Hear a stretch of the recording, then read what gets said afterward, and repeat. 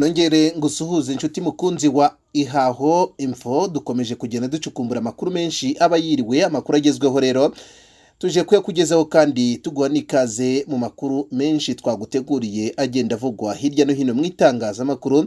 Tunakwibutsa gukora subscribe cyangwa se abone, urabikora rero ukanze muri iryo jambo, ubundi ukande no mu nzogera tubane 5 kuri 5 muri aya makuru twaguteguriye menshi avugwa hirya no hino ku isi. Mu Rwanda rero turakubwira muri make ko Ribu yashyikirije Uburundi uwibye banki arenga miliyoni 29 z'amarundi.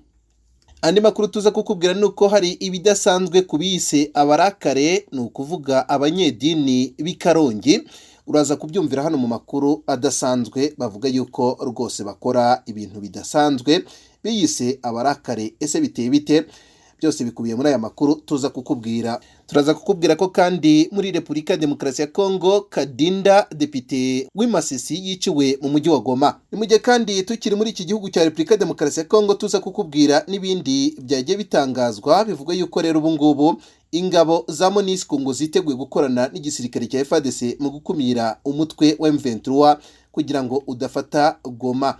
Ni amakuru menshi cyane akomeje gutangazwa mu itangazamakuru, ariko twakubwira yuko ubu ngubu hari n'amakuru avuga yuko igihugu cya Israeli gikomeje kuryamira amajanja nyuma y'ijambo ryavuzwe n'umuyobozi wa Hezbollah, n'umutwe nawo ukomeje guhangayikisha igihugu cya Israeli.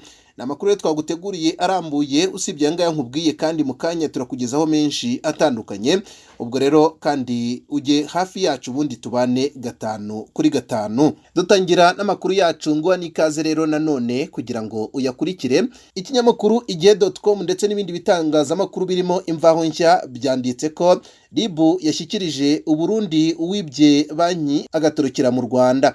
Urwego rw'igihugu rw'ubugenzacyaha Ribu rwashyikirije Uburundi umusore witwa Bukeyeneza Joris wari waribye arenga miliyoni 29 z'amafaranga y'u Burundi yo muri icyo gihugu muri banki y'ubucuruzi yakoragamo, nyuma agahungira mu Rwanda. Kuri uyu wa gatanu tariki ya 3 Ugushyingo 2023 nibwo Ribu yashyikirije uyu musore polisi y'u Burundi ku bufatanye na polisi mpuzamahanga Interpol. Umuhango wabereye ku mupaka uhuza u Rwanda n'u Burundi mu karere ka Bugesera. Ni nyuma yaho rero tariki ya 20 Ukwakira 2023 Ribu yari igiye kumutanga, ariko bikaza gusubikwa bitewe n'uko Bukeyeneza w'imyaka 30 yikomerekeje akoresheje amapingu ubwo yagezwaga ku mupaka. Ako kanya rero urwego rw'ubugenzacyaha rwahise rumujyana kumuvuza mu mujyi wa Nyamata mu karere ka Bugesera kugira ngo abanze akire. Kuri wa 3 Ugushyingo yashyikirijwe polisi y'u Burundi afite ibipfuko ku maboko, ariko ubona ko akeye ku maso, bitandukanye nuko yari ameze umunsi yikomeretsaga. Ribu yatangaje ko uyu musore ubwo yari amaze kwiba iyo banki yakoragamo yahise atorokera mu Rwanda, ariko ku bufatanye na polisi mpuzamahanga yaje gutabwa muri yombi tariki ya 7 Ukwakira 2023 mu gihe icyaha yari yagikoze muri Kamena 2023. Amakuru rero yakomeje gutangazwa mu itangazamakuru nuko ayo mafaranga ngo yibye abatekamutwe bayamutwariye muri Tanzania ubwo yashakaga ibyangombwa ngo ajye muri Leta Zunze Ubumwe za Amerika. Umuvugizi w'urwego rw'ubugenzacyaha Ribu Dr Murangira Bitieri yavuze ko ihererekanya ry'uyu muntu ukekwaho kwiba banki y'u Burundi ari ikimenyetso kigaragaza ko u Rwanda rutazemera kuba inzira y'abakora ibyaha. Yongeyeho ko atari ubwa mbere iki gikorwa cyo guhererekanya abakoze ibyaha hagati y'u Rwanda n'u Burundi kiba, kuko muri Kanama 2021 nabwo Ribu yashyikirije u Burundi abantu bari bibye amafaranga muri icyo gihugu. Umuyobozi wungirije w'ibiro bikuru bya Interpol i Bujumbura, Colonel Minani Frederic, yavuze ko uyu musore bagiye kumushyikiriza ubushinjacyaha kugira ngo akurikiranwe ku cyaha aregwa. Ati igikurikira nuko tugiye kumugeza i Burundi tumushyikirize ubushinjacyaha kugira ngo akurikiranwe ku cyaha ashinjwa cyo kuba yaribye banki amafaranga. Mu gihe uyu musore yari afite impungenge z'umutekano we, Minani yijeje ko uburenganzira bwe buzubahirizwa. Tugarutse ku nkuru rero twababwiye tugitangira nuko hari ibidasanzwe ku barakare abanyedini b'Ikarongi bavanye abana mu mashuri. Ni amakuru dusoma ku kinyamakuru igihe.com. Imibare itangwa n'ubuyobozi bw'inzego z'ibanze mu karere ka Karongi igaragaza ko hamaze kubarurwa abanyeshuri bagera kuri 60 bataye ishuri kubera imyizerere bagenda bacengezwa n'abiyise abarakare. Abarakare ni itsinda ry'abakristu bo mu itorero ry'abadivantiste b'umunsi wa karindwi bayobotse ibyo gusengera mu mashyamba. Abagize iri tsinda ntibakozwa ibyo kubahiriza gahunda za leta ndetse ntibanataha ubukwe bw'abana babo ngo kuko umukwe ari Yesu gusa. Abarakare basengera ku misozi itandukanye yo mu murenge wa Mubuga irimo n'umusozi wa Nzoga. Abagize iri tsinda ntibatanga ubwisungane mu kwivuza, ntibajyana abana ku ishuri, ntibivuriza mu mavuriro, ntibikingiza, ntibakora umuganda, ntibitabira amatora n'ibindi. Ntirushwa amaboko Theoneste wigisha kuri Groupe Scolaire Gataka yabwiye itangazamakuru ko mu bana 6 bataye ishuri ku kigo yigishaho harimo abarivuyemo biturutse ku myemerere bashyizwemo n'abarakare. Uyu mwarimu ntiyemeranya n'iyo myizerere kubwe ngo asanga abo bantu bari mu buyobe. Ati niba umuntu avuga ko ari Imana akorera, ntabwo Imana yashyigikira ko abana baba injiji.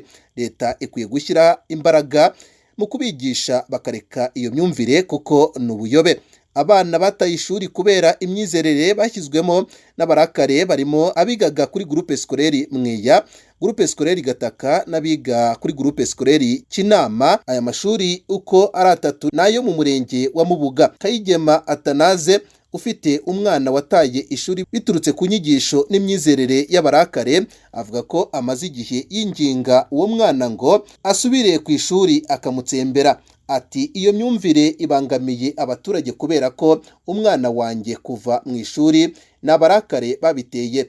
Dufite abana benshi b'urubyiruko bangana nawe baretse ishuri. Uyu muturage agaragaza ko igihe kinini abarakare bakimara mu nsengero kuko bagira amateraniro iminsi 4 muri 7 igize icyumweru. Abaturage baganiriye n'igihe bavuga ko mu mudugudu wa Nyabinyenga n'uwa Nyakabande mu kagari ka Kagabiro mu murenge wa Mubuga honyine hari ingo zigera ku 10 z'abiyise abarakare. Mu barakare 3 baganiriye n'igihe nta n'umwe wigeze atangaza icyatumye biyita iryo zina.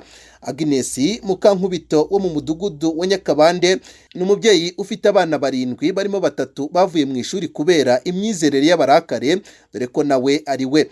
Yagize ati sinshobora kubabwira ngo bagiye kwiga kubera ko igihe tugezemo ari cyo gushaka ubwenge mvajuru. Umunyamakuru yagize amahirwe yo guhura n'umwe mu bana ba Mukankubito bataye ishuri. Ni umwana w'umuhungu uri mu kigero cy'imyaka 12. Uyu muhungu byagaragaraga ko adaheruka gukora isuku ku myenda no ku mubiri. Yabwiye igihe ko hari irindi shuri yayobotse. Ati niga mu Baheburayo.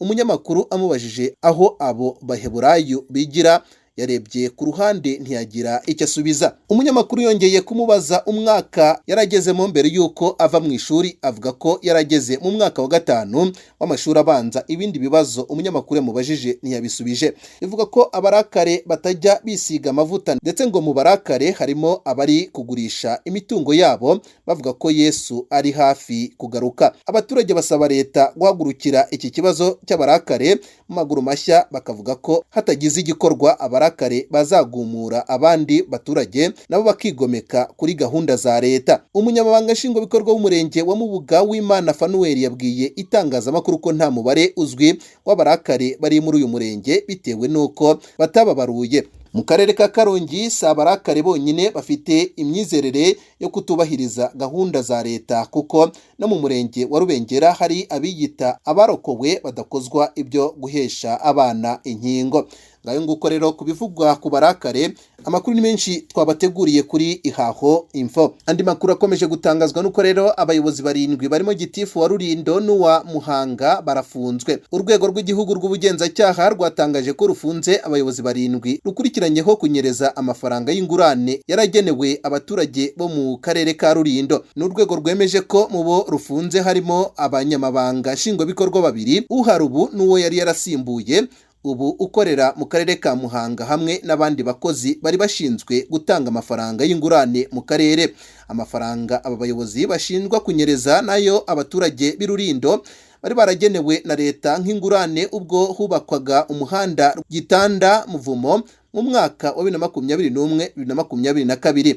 Aba byahwihwiswaga ko bafunzwe mbere y'uko RIB ibyemeza, harimo Kanyangira Inyase usanzwe ari gitifu w'akarere ka Rulindo na Ali Bashir Bizumuremyi usanzwe ari gitifu w'akarere ka Muhanga. Aba bombi babisikanye ku nshingano zo kuba ba gitifu mu turere bakoramo, bikavuga ko kubisikanya byaba byaragizwemo uruhare n'umwe mu bayobozi bakomeye utaramenyekanye amazina. Abandi bavugwa ni Godfrey Muhanguzi usanzwe ari division manager w'akarere ka Huye, uyu nawe yajyanywe i Huye avuye i Rulindo. Hatawe muri yombi kandi Felicien niyo niringiye uyobora One Stop Center y'Igicumbi, Juvenal Bavugirije uyobora One Stop Center ya Rulindo, Doris Mugisha ushinzwe umutungo mu karere ka Rulindo na Celestin Kurugibwami usanzwe ari umubitsi w'aka karere. Amakuru avuga ko kandi ibyaha aba bayobozi bakurikiranyweho byamenyekanye mu minsi ishize, ubwo ubuyobozi bw'akarere ka Rulindo bwakiraga abaturage benshi bavuga ko amafaranga babwiwe ko bahawe y'ingurane ahari kunyura umuhanda ntayo babonye, abandi bakabona make ugereranyije nayo bemerewe. RIB ibinyujije ku rukuta rwa X yibukije abashinzwe gucunga umutungo wa leta ko kuwunyereza cyangwa kuwukoresha icyo utagenewe ari icyaha gikomeye kandi gihanishwa ibihano biremereye. Hanze y'u Rwanda rero, muri Repubulika Demokarasi ya Kongo haravugwa amakuru y'uko kandida Depite Karinda w'Imasisi yiciwe mu mujyi wa Goma. Uwitwa Dogo Karinda wahoze ari umuyobozi w'agace ka Lac Vert, akaba yari na kandida depite wo muri Masisi Kivu y'Amajyaruguru, yishwe n'amabandi yitwaje intwaro ku mugoroba wo kuwa gatatu ushyira kuwa kane tariki ya 2 Ugushyingo 2023. Ubu bwicanyi rero bwabereye mu gace ka Ndosho, ni muri komine ya Karisimbi mu mujyi wa Goma. Aya makuru yemejwe na societe civile binyuze kuri perezida wayo Christian Karamo, wemeza ko Karinda wari umuntu uvuga rikijyana yarashwe amasasu ubwo yaravuye ku bitaro byaho hafi y'aho hantu bakunze kwita TPD, aho umwe mu bana be yavurirwaga. Ati yaravuye mu bitaro kureba umwana we, ubwo yashakaga kwinjira mu modoka ye yari paritse aho nibwo yaguye mu gico imbere y'ikigo nderabuzima cya Vuhe. Abajura bamurashe amasasu menshi apfa kubera ibikomere. Urubuga mediacongo.net ruvuga ko ubwo rwamubazaga kuri iki kibazo, Dodesi Mitima uyoboye aka gace ka Lac Vert waruzi uwo mugabo yavuze ko yababajwe n'urupfu rwa Karinda. Yahamagariye inzego zibishinzwe gutangiza iperereza kugira ngo hamenyekane ababikoze kandi bashyikirizwe inzego z'ubutabera. Kuri ubu biragoye kumenya neza icyihishe inyuma y'iyicwa rya Dogo Karinda. Haribazwa niba atari impamvu za politike, ariko ngo nta kimenyetso na kimwe kugeza ubu kiragaragara. Iyi nkuru ikaba isoza ivuga ko rero muri iki gihe rero umutekano ukomeje kwangirika mu mujyi wa Goma muri iyi minsi, kandi nta joro rirenga nta kibazo cy'umutekano muke kivutse, kandi abahungabanya umutekano ntibamenyekana mu gihe iperereza rikomeje gukorwa ariko ntacyo rigeraho. Andi makuru avuga muri iki gihugu nuko rero MONUSCO na FARDC ngo byiteguye urugamba rwa Goma na Sake. Komanda w'ingabo ziri mu butumwa bw'amahoro bw'umuryango w'abibumbye muri Repubulika Iharanira Demokarasi ya Kongo bwa MONUSCO, Lieutenant General Otovio Rodriguez Miranda yatangaje ko azafasha ingabo z'iki gihugu mu rugamba rwo gukumira umutwe witwaje intwaro wa M23 mu gihe wagerageza gufata umujyi wa Goma. Mu kiganiro cyahuje Lieutenant General Miranda, umuvugizi w'igisirikare cya Repubulika Demokarasi ya Kongo muri Kivu y'Amajyaruguru, Lieutenant Colonel Njike Kayiko Guillaume, n'abandi bayobozi ndetse n'itangazamakuru kuri uyu wa 3 Ugushyingo, yagaragaje ko MONUSCO itewe impungenge n'uburyo M23 ikomeje kwegera imbere isatira iyi mijyi ya Sake ndetse na Goma. Uyu musirikare yahamije ko M23 y'ubu ifite imbaraga zirenze izi yasenyutse mu mwaka wa 2013, gusa yagaragaje ko itazirusha ingabo z'impande zombi zifatanyije. Ati inyeshyamba za M23 zifite imbaraga kurusha izo muri 2013, ariko MONUSCO na FARDC zirusha imbaraga kandi izatsindwa. Lieutenant Miranda yatangaje ko MONUSCO na FARDC byatangiye operasiyo byise Springbok igamije kurinda umujyi wa Goma na Sake, kuko ngo bigaragara ko M23 yaba igambiriye gufata iyi mijyi. Perezida wa M23 Bertrand Bisimwa yatangaje ko ingabo za MONUSCO zigiye kwica amasezerano mpuzamahanga ayibuza kwiyunga n'imitwe irimo abacanshuro, yabishingiye ku kuba ngo asanzwe ashinja ingabo za Repubulika Demokarasi ya Kongo kwifatanya n'abacanshuro baturutse i Burayi n'imitwe yitwaje intwaro irimo FDLR n'urubyiruko rwa Wazalendo. Bisimwa yagize ati ese umuryango w'abibumbye mu masezerano menshi wamagana kwinjiza mu gisirikare, guha amafaranga no gukoresha abacanshuro, waba witeguye kwiyunga n'abacanshuro imitwe yitwaje intwaro na FDLR muri operasiyo ihuriweho ya gisirikare hagamijwe gushaka impamvu? Umutwe wa M23 ufite ibirindiro muri grupoma ya Kibumba kandi bivuga ko wabyongereyemo abarwanyi bakomeye cyane mu birometero bibarirwa muri 20 werekeza i Goma. Ubutegetsi bwa Repubulika Demokarasi ya Kongo kandi burahamya ko bushaka gufata uyu mujyi, ariko ngo ntibizigera bigukundira, ni mu gihe kandi uvuga ko utagambiriye gufata ibi bice. Mu yandi makuru rero akomeje kuvugwa kuri Israel nuko abantu hafi 10,000 bamaze kwicirwa muri Gaza kuva intambara yatangira. Ubwo ni intambara ivugwa hagati ya Gaza, no kuvuga umutwe wa Hamas w'abanyapalestina ndetse uhanganye n'igisirikare cya Israel. Minisiteri y'ubuzima muri Gaza iravuga ko abantu hafi 10,000, no kuvuga 9,000 n'abantu 61 bamaze kwicirwa muri Gaza kuva imirwano yatangira kuva tariki ya 7 Ukwakira 2023, ubwo Hamas yagabaga ibitero simusiga kuri Israel.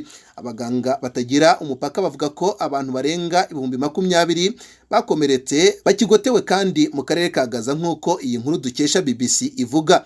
Kugeza ubu kuwa 4 bivuga ko abandi baturage bagera ku 100 bavuye muri Gaza banyuze ku mupaka wa Rafah, kandi Loni ivuga ko abantu barenga 400 bahavuye ku munsi w'ejo kuwa 3 tariki 2 Ugushyingo 2023. Abandi bantu benshi bafite pasiporo z'amahanga amazina yabo nayo kandi yashyizwe ku rutonde rwemerewe kuva muri Gaza. Minisitiri w'ingabo muri Israel avuga ko ingabo za Israel zarashe ibisasu birenga 10,000 mu mujyi wa Gaza kuva amakimbirane yatangira. Tukivuga kuri aya makuru avugwa rero hagati ya Israel ndetse na Hamas, Israel yaryamiye amajanja ku mupaka wa Libani nyuma y'ijambo ry'umuyobozi wa Hezbollah. Igisirikare cya Israel cyavuze ko gikomeje kuryamira amajanja cyane cyane ku mupaka wabo na Libani, mu gihe umuyobozi w'umutwe wa Kisilamu wa Hezbollah yagize icyo atangaza bwa mbere ku ntambara yatangiye tariki ya 7 Ukwakira 2023. Mu ijambo ryarebwe n'ibihumbi mu giterane cyabereye i Beirut, Hassan Nasrallah yashimye ibitero bya Hamas byibasiye Israel ku itariki 7 Ukwakira, ariko avuga ko ari abanyapalestine 100% bagabye icyo gitero. Hezbollah ishyigikiwe na Iran kandi ifatwa nk'umutwe w'iterabwoba n'Ubwongereza na Leta Zunze Ubumwe za Amerika yakunze kugaba ibitero ku majyaruguru ya Israel ivuye muri Libani. Israel ariko yaburiye ko hagomba kwitegurwa ingaruka igira iti utatekereza mu gihe Hezbollah yakwinjira mu ntambara ya Israel na Hamas muri Gaza. Hagati aho ariko umunyamabanga wa Leta Zunze Ubumwe za Amerika yasabye ko abaturage bo muri Gaza barindwa. Avuga ko yaganiriye n'abayobozi ba Israel i Tel Aviv. Ni amakuru akomeje gutangazwa kuri iki gisirikare cya Israel gikomeje guhangana n'umutwe wa Hamas, ariko kandi ufashwa n'uyu mutwe w'abanyalibani Hezbollah. Turakomeza kubana amakuru menshi ya Ihaho Info ukomeje kugenda ukurikira, ariko kandi utarakora ku ijambo subscribe urabibona hasi aho ngaho, ubundi rero ukande no mu nzogera kugira ngo amakuru yose dukora ajya kugeraho uko yakabaye. Kandi turagushimiye kuba twabanye muri aya makuru. Mu yandi makuru rero naho ubutaha, ukomeze ugire ibihe byiza.